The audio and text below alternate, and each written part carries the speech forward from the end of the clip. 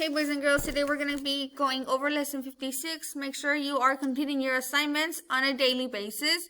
You do not want to wait till Friday or expect a call home where you are cramming up your assignments, because I understand we have other homework as well. Listen, touch the letters EA in part 1. Sometimes the letters EA make the sound E, as in Ed. You're going to read words that have the sound E in them. Touch the first word in the column. First word, what word? Head. Next word, what word? Spread. Next word, what word? Bread. Next word, what word? Instead. Let's go ahead and continue. Look at part 2. Let's see if you remember a meaning for those affixes. Touch the letters L-Y. What's one meaning of Lee? How something happened. Touch the letters R-E. What's one meaning of re? Get ready. Again.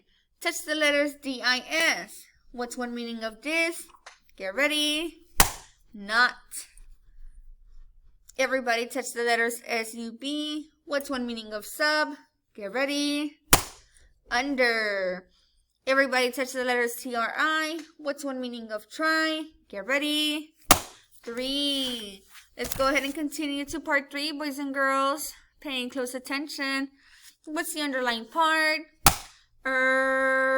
What word? University. Next word. What's the underlined part? J. What word? Intelligent. Next word. What's the underlined part? Lee. What word? Absolutely. Next word. What's the underlined part? Re. What word? Replied. Next word. What's the underlined part? Dis. What word? Disgustedly. Next word. What's the underlined part? Shun.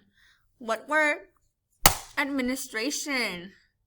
Everybody should be looking at part 4. We're going to talk about what those words mean. Word number 1. Get ready.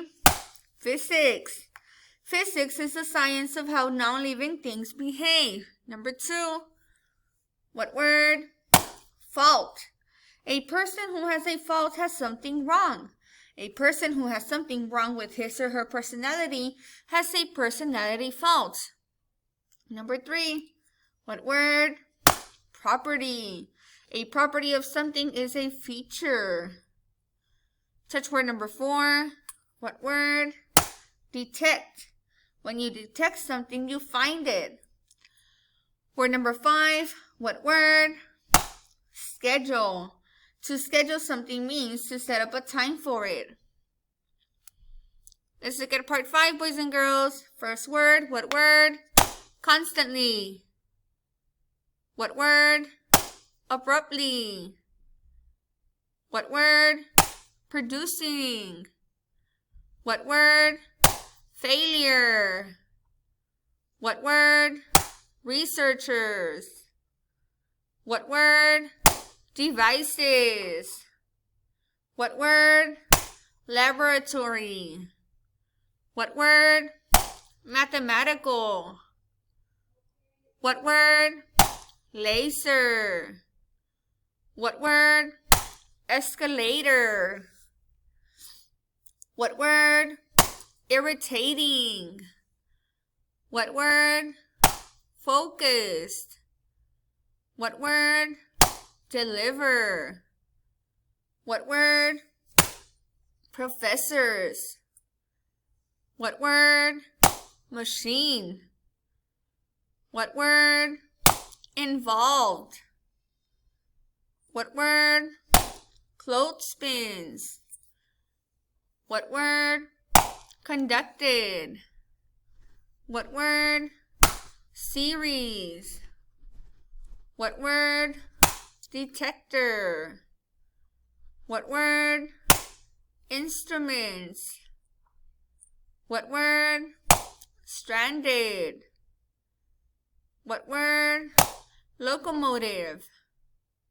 What word? Laugh. What word? Campus. What word? Experiment.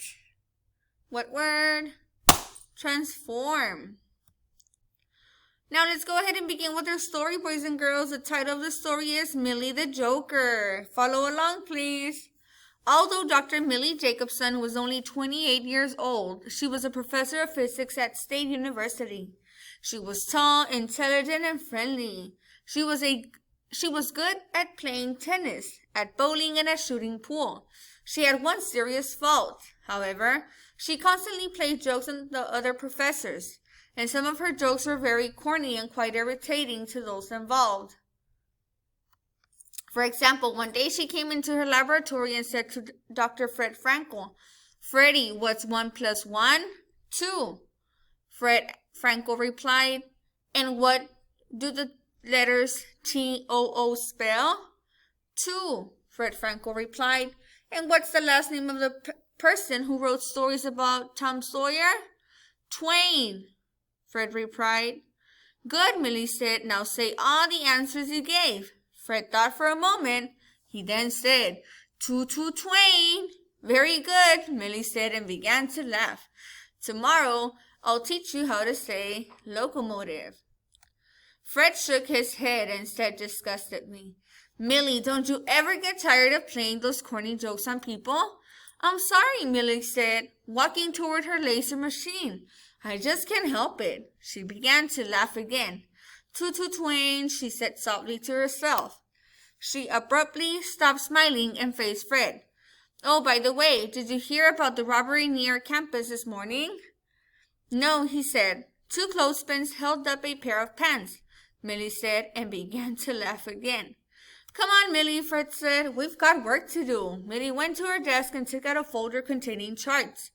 Next to each chart was a long mathematical formula. For the past year, Millie had been working with laser beams trying to discover some of the basic properties of metal like silver, lead, iron, and gold. She had conducted hundreds of experiments and had carefully recorded the results of each. For these experiments, she would place a bit of metal on a screen.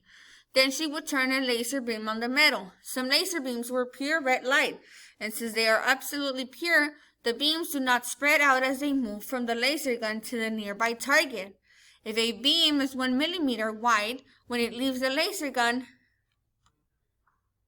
she had conducted hundreds of experiments and had carefully recorded the results of each. For those experiments, she would place a bit of metal on a screen. Then she would turn on a laser beam on the metal. Some laser beams are pure red light, and since they are absolutely pure, the beams do not spread out as they move from the laser gun to a nearby target. If a beam is 1 millimeter wide when it leaves the laser gun, it is 1 millimeter wide when it strikes the target, and then it strikes the target. It is capable of producing so much heat that it can transform a piece of metal into a gas. Millie was using different recording devices to measure how the gas form of silver was different from the gas form of lead. In the last experiment she had run, she had noticed something very strange. She had set the laser gun so it would deliver a series of very short bursts of light and focus it on the bits of gold. This experiment had given a strange reading on a metal detector. The reading was unlike reading for lead, zinc, or any other metal. She prepared another experiment with gold. After placing a bit of gold on the target, she again set the laser beam so it would deliver a series of short bursts. She checked the other recording instruments. Then she turned to Fred Frankel, who was writing notes in a notebook. "Say," Millie said, "did you hear about the power failure in the administration building yesterday?" "No," Fred replied. Millie said, "The dean was stranded on the escalator for 3 hours." Millie began to laugh. Fred shook his head. "Someday," he said, "you're going to be serious about something and nobody will believe you. You're like the little child who hollered, 'Wolf,' too many times." "I know," Millie said. "I should stop joking around, but it makes the day so much more fun." When we're done watching this video, please go ahead and turn in lesson 56.